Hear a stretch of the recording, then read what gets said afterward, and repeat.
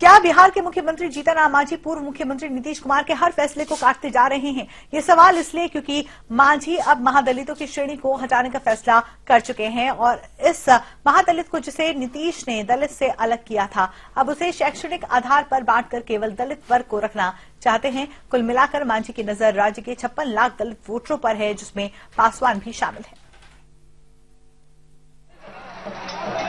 मुख्यमंत्री जीतन राम मांझी ने मुसहर चेतना सम्मेलन में खूब ढोल बजाया। सम्मेलन दलित का तो चर्चा भी हुई कि क्या मांझी ढोल बजाकर चुनावी साल में दलितों को जगा रहे हैं।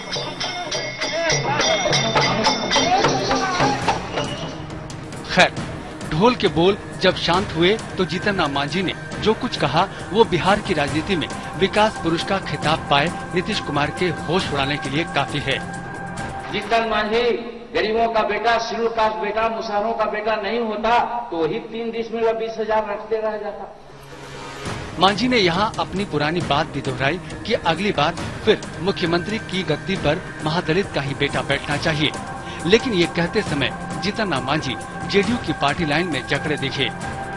हमारा बस चलेगा तो हम भी कहेंगे कि नीतीश कुमार ही अगला मुख्यमंत्री बने, इसमें कोई ये नहीं। लेकिन एक बात जरूर करना चाहते हैं कि अगर तुम में कोई ऐसा तेजस्वी जवान पैदा हो जो नीतीश कुमार और जीतन मांझी से भी आगे बढ़ करके काम करे, वो मुख्यमंत्री बनेगा तब बिहार के सभी शेड्यूल कास्ट का और विकास होगा।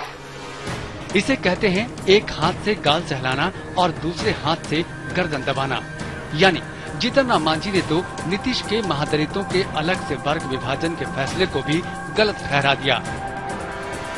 हम नहीं समझते हैं कि महादलित और दलित के नाम पर कोई झगड़ा हो। चूंकि दलित से महादलित को अलग करने की सोच नीतीश की थी, लेकिन मांझी अपनी सोच में थे, तो इसके लिए उन्हें जन समर्थन भी चाहिए था। क्या ये राय ठीक है? अगर है तो हाथ उठा करके बात कीजिए। हम समझते हैं सबका हाथ उठा है। मुसहर चेतना सम्मेलन में मुख्यमंत्री जीतन राम मांझी ने कैसी चेतना का रंग फैलाया है ये आप समझिए। लेकिन मांझी यही नहीं रुके, वो तो पासवान जाति के वोट बैंक पर भी सेंध लगाने में जुटे हैं।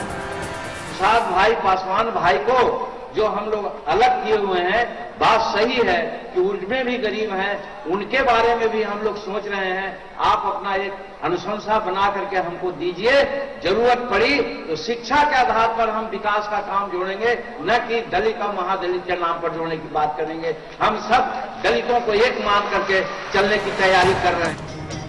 आखिर खुद को मुख्यमंत्री के पद से हटाने की खबरों के बीच मांझी इतने मस्त क्यों हैं? लेकिन मांझी की बातों से नीतीश कुमार की चिंता जरूर बढ़ गई होगी। पर मांझी की चालाकी भी देखिए।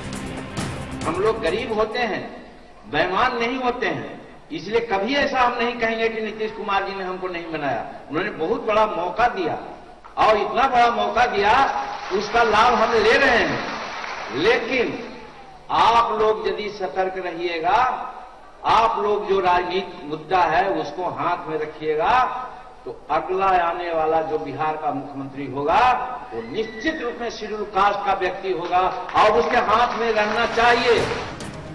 अब सवाल ये उठता है कि आखिर मांझी की ताबड़तोड़ ऐसी और इतनी कोशिश क्यों?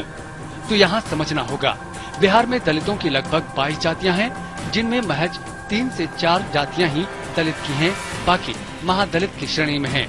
लगभग 24% दलितों का प्रतिनिधित्व करने की मंशा लिए मांझी ढोल बजाकर ये साबित करने की कोशिश की है कि चुनावी डुगडुगी उन्होंने बजा दी है। देख ले जेडीयू, समझ ले नीतीश और भांप ले लालू यादव। यानी अंदरूनी बगावत से जूझ रही जेडीयू के लिए खुद उसके अंदर की ढोल भी मांझी ने पीट दी है। समय के लिए पटना से राजेश कुमार के साथ ब्यूरो रिपोर्ट।